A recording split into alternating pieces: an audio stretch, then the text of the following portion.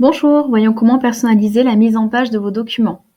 En cliquant sur le bouton Exporter et transmettre, vous pourrez mettre en page, exporter vers votre disque dur ou envoyer par mail le document. Toutes les modifications de mise en page, couleurs, police, forme et dispositions effectuées sur ce document seront appliquées à vos prochains documents. Vous pourrez modifier votre mise en page à partir de n'importe quel document. Commençons par le logo. Vous pouvez ici définir sa taille,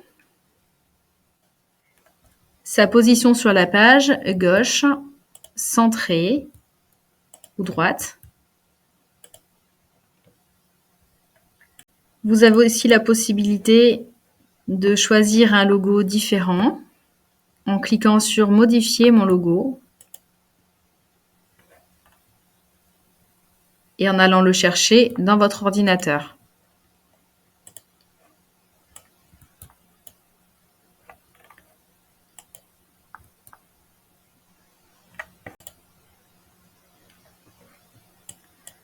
Vous avez donc maintenant la possibilité de choisir un logo pleine page.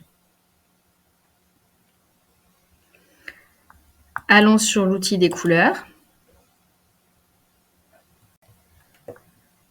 Vous pouvez personnaliser la couleur du document. La couleur porte sur le tableau. Un dégradé s'applique alors automatiquement.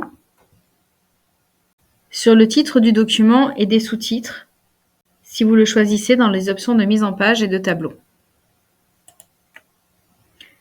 Un outil pipette est disponible sur certains navigateurs comme Google Chrome. Vous pouvez alors sélectionner la couleur de votre logo et le dégradé selon votre logo s'applique automatiquement à votre document. Dans l'onglet Police, vous choisissez la police qui s'appliquera à l'ensemble du document. Dans l'onglet Haut de page, vous retrouvez les informations du document comme le titre, l'objet, la date, le nom du client, l'adresse du chantier si elle est différente de celle du client, et ce que nous appelions anciennement commentaire haut, qui s'affiche immédiatement sur la prévisualisation sous le numéro du document. Dans l'onglet Mise en page, vous pouvez choisir la disposition du haut de page de votre document. Les champs adresse, adresse du client, date, objet et numéro du document vont tourner dans le sens horaire. Vous pouvez sélectionner enveloppe à fenêtre si vous voulez être certain que l'adresse du client passe bien dans la fenêtre d'une enveloppe. Vous pouvez colorer le titre du document, le souligner, masquer vos coordonnées si par exemple elles apparaissent déjà dans votre logo, ou bien choisir de mettre la première ligne en gras ou colorer. Vous pouvez masquer les coordonnées du client, première ligne en gras, sur fond gris, ou bien encadré.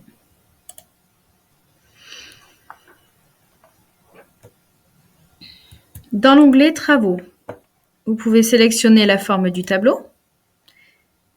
Nous allons ici jouer sur la couleur de l'entête des sous-totaux et sur l'apparence ou non des colonnes. Vous pouvez jouer également sur l'arrondi des angles du tableau que l'on voit ici.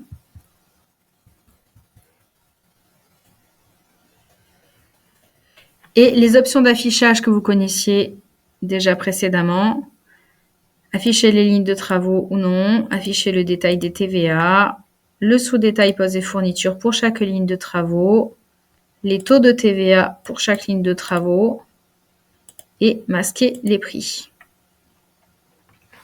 Dans l'onglet bas de page, vous retrouvez la disposition des différents blocs de bas de page, mention déchets, conditions de règlement, mention complémentaire. et signature du client si c'est un devis. À nouveau, la disposition tourne dans le sens horaire. Vous pouvez modifier la mention à régler avant le. Les conditions de règlement, les mentions complémentaires seront retenues pour les documents suivants. Concernant la gestion des déchets du document, c'est un champ à remplir.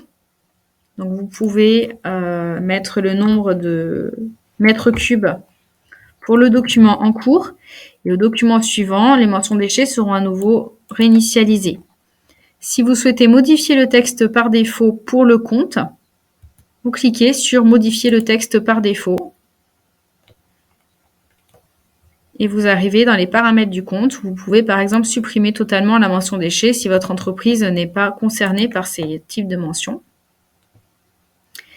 C'est également le même principe pour les conditions générales de vente que vous verrez dans les annexes.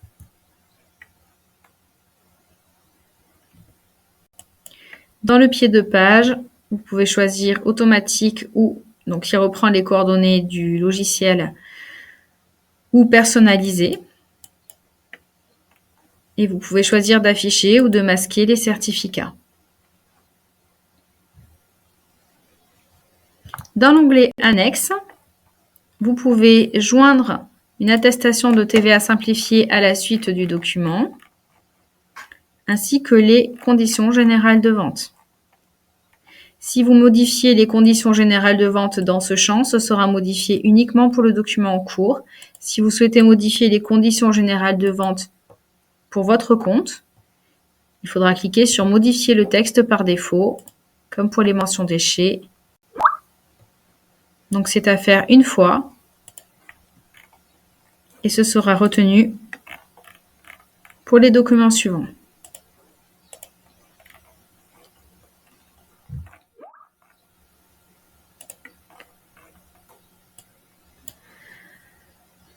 Vous pouvez exporter vos documents au format PDF, Excel ou les transmettre par mail. Concernant l'export Word, vous pouvez ouvrir les PDF de vos documents et les modifier depuis Word. Et voilà, c'est tout pour la mise en page de vos documents.